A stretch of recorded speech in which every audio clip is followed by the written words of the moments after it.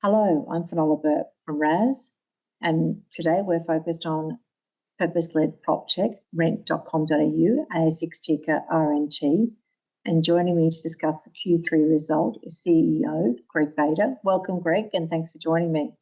Thank you, Finola. So rent.com.au reported Q3 group revenue growth of 41% to 0.89 million, with a strong resurgence in search portal revenues and continued strong growth in rent pay. Greg, what's behind the growth that you've seen in the last quarter? Look, the January quarter is always, in the real estate industry, it's always our busiest. So it's a peak time for ads and moves. So we had a cracker of a quarter. So rent products are going well. Interestingly, really tight market, ludicrously tight market. So different products perform differently. But strong results there. Advertising was great. We had a couple of one-off campaigns, I guess. So, our focus has always been for a while now is to diversify our advertising revenue away from the home builder market, which has traditionally been our strongest source. So we still have some of that there, but we're looking to grow in other areas as well. So, cracking result. Really happy with it. And RentPay has now surpassed 240 billion, $250 million in rental payments through the platform, and generated revenue in Q3 of 146,000. Are you happy with the progress you've taken through there? Look, always want more. Last quarter, up to December, we had a really, really strong month, over 1,500 in the quarter. This quarter, net growth was a bit below that. But what we found, and I mean, we work closely with real estate agents, obviously, the Jan, Feb, March period is their busiest time of the year. So moving entire customer bases across is something they're not really keen on. So sales activity continued. Our pipeline has grown. We're over 4,000 customers now queued up, if you like, ready to start coming across.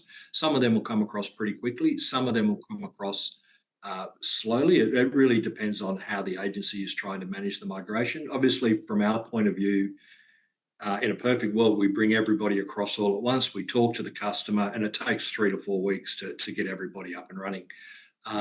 Other agencies prefer to go slow. Some choose to offer rent pay as the only solution. Some choose to offer it as an alternate solution. And then we have other agencies that are not keen on disturbing the existing tenant. So they'll let the ads and moves will happen organically as people roll in and out of properties. So it's a bit of a mixed bag there, but we've never had a pipeline stronger. We've got meetings and demonstrations and all that booked up for weeks in advance. So we're really seeing, I guess, a bit of a step change in the awareness of rent pay. Last week we did a conference, a real estate conference, and the team that we had down there is saying that, last time we did that conference, it was more about, who the hell are you, to now it's more, I've heard of rent pay, can we have a chat? So look, we'll continue doing that. I mean, the last quarter also, we added in PayLab, we added in Alipay, WeChat Pay. So we're starting to really build out a portfolio of value, not just for the renter, but also for the agent as well. So really happy with the progress, and, like always, just head down, bum up, and on to the next. And we also saw a big pickup in rent pay ARPU in Q3, up to $5.53 per customer per month. What was behind that result? There's a few pieces in there. Probably the biggest one is we're starting to see. So the last quarter we've just gone about, as I mentioned, mass bulk agent migrations was a little slower. So what we saw was about half the customers joining RentPay were consumers off the street, people choosing to use RentPay. And out of those, around half of those people are using credit cards as their preferred payment method. Now, we're the lowest in market. You cannot pay your rent with a credit card cheaper than through us at 0.99%. So obviously that transactional value increases, so that has an impact on ARPU as well.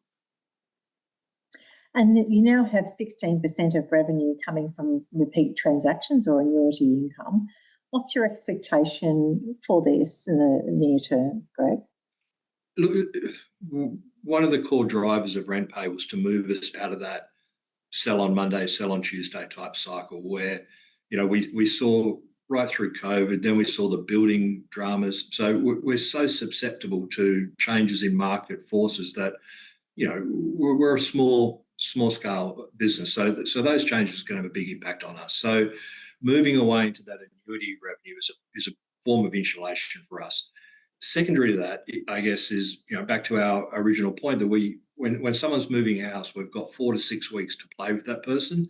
The products that we put in front of that person need to be related to their moving journey. That's all they're interested in. It's just such a stressful, horrible time to be trying to find a property that you just focused on. You're laser focused. So RentPay takes us into another part of the market where 95% of the tenants in Australia are not actually looking at the moment. So this allows us to, I guess, chat to the entire market now between rent and RentPay.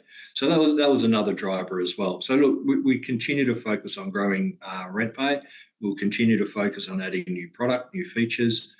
We've got some of the stuff we want to do is, to be honest, pretty bloody crazy and literally can change this market forever. But we need scale, we need influence, scale to do that. Well, Greg, perhaps you could take us through some of what we could expect in the next quarter in terms of things you'd like to roll out.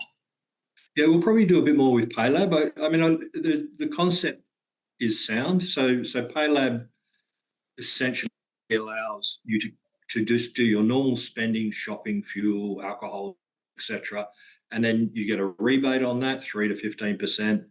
And that rebate can now be directed back into your rent, or you can cash it out. It's up to you. So what we really like about that model is that you don't have to jump through 10 different hoops and then buy some random brand you've never heard of. I mean, I'm talking Coles, Woolworths sort of stuff.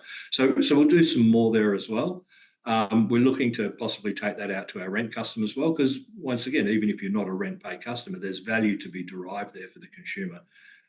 So that's part of it. The mortgage side of it, I know, I apologise in advance, investors are getting a bit tired of this. We've done a lot of work in this space. We know where we want to go. The reality for me is we've got to get to a situation where I can offer a rental customer a high interest savings account above market, and I can obviously through RentPay, I can also demonstrate their ability to service, and we can package up a proposition to allow them to get into a property earlier.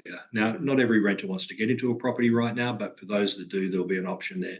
The challenge with that is there's an immense regulatory and compliance load there as well. And I'm talking, 20, 25K a month that we'll need to absorb. So we need a certain scale. We've worked through our conversion rates, etc. So we need a certain scale for that to become reality, and we're well on our way there, but we're not talking the next 3 months. We're looking at a couple of interim solutions as well to start, if you like, putting that product together and offering people solutions. So that's sort of some of the stuff.